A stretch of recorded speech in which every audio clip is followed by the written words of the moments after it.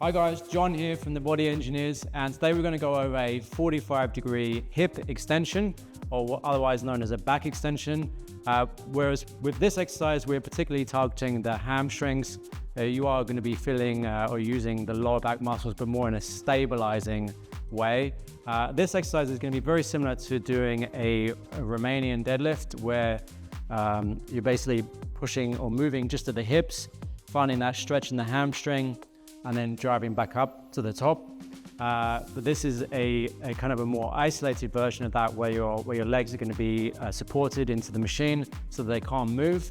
And then you're just essentially, all you should be doing is moving at the hips. So the back should stay completely straight. There shouldn't be any movement or flexion or extension in the spine.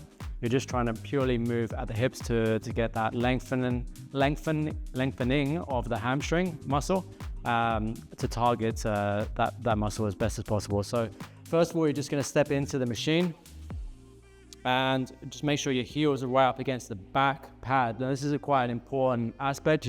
You want to really try and push through your feet as much as possible to actually initiate the movement back up. So you're starting in this position. Now this position alone can be sometimes challenging enough, especially if you have a relatively weak lower back. Just holding this position in an isometric fashion can be a good exercise by itself. Now, if you're strong enough to hold this for at least a minute or so, or 2 minutes, then you can go into a movement version where you're moving only at the hips. So there's a few ways in which you can make sure that you don't move from the back, as you could have your arms behind your back like this, squeeze your shoulders together, and then you're making sure you don't feel any movement into your hands.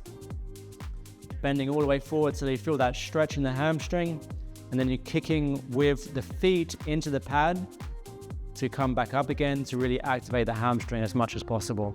So again, slowly going down, so you're eccentrically loading the hamstrings, finding that stretch. So the point at which you feel like your hamstrings don't allow you to go any lower, you're going to stop there, make sure that you're not moving at the back at all, and then you're just kicking the legs back into the pad, coming back up to the top, pausing at the top, and then repeating for the prescribed number of reps.